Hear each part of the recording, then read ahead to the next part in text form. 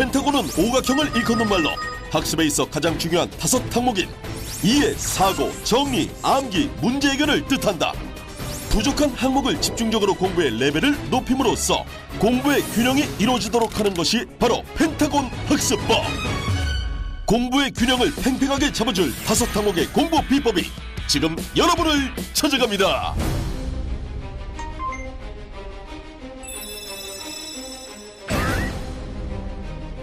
내가 무슨 뜻이야? 저기였잖아.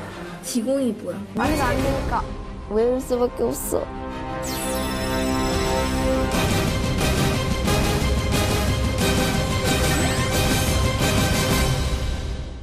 네, 킬미 힐미란 얼마 전에 나온 드라마처럼 다중인격 선생님 역할도 해보고 학생 역할도 해봄으로써 자기가 정확하게 공부 균형이 맞았는지 스스로 판단하는 거죠. 내가 질문과 답변을 동시에 해봄으로써 내 이해도를 스스로 판단할 수 있기 때문에 이해에 상당히 도움이 됩니다.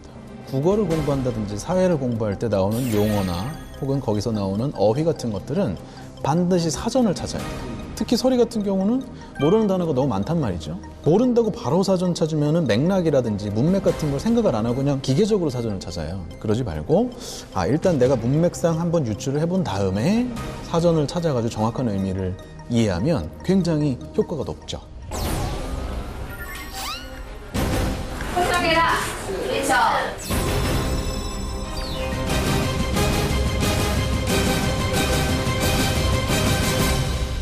심폐소생술입니다.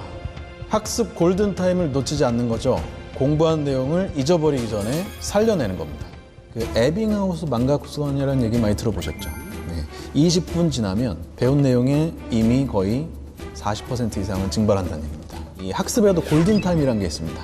이게 날아가기 전에 다시 한번 볼 수 있는 자신만의 약속 같은 것들을 좀 정해놓으면 효율성을 높일 수 있죠. 포스트잇을 다양하게 한번 구입을 한 다음에 암기할 내용들을 앞에다 적고 설명 같은 것들을 뒤에다 적는 거죠. 포스트잇을 벽에다 붙여놔 보고 또 그걸 위치를 바꿔보고 내가 외운 것과 외우지 않은 것을 분류해보고 이런 작업들을 하면 답답한 공부 내용을 그래도 시각화할 수도 있고 내가 어떤지 현황 파악도 할 수 있기 때문에 암기에 있어서 굉장히 도움을 많이 받죠.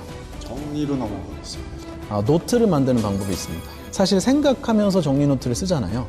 쓰는 과정에서 공부도 상당히 됩니다. 같은 내용이지만 반복하다 보면 나도 모르게 자연스럽게 스스로 머릿속에서 정리가 되거든요.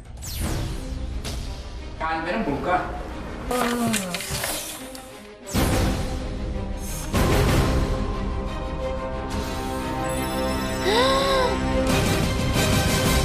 알토, 컴퓨터 단축키로 불러오기죠. 그날에 공부한 내용을 불러옴으로써 공부 균형을 맞출 수 있는 전략입니다.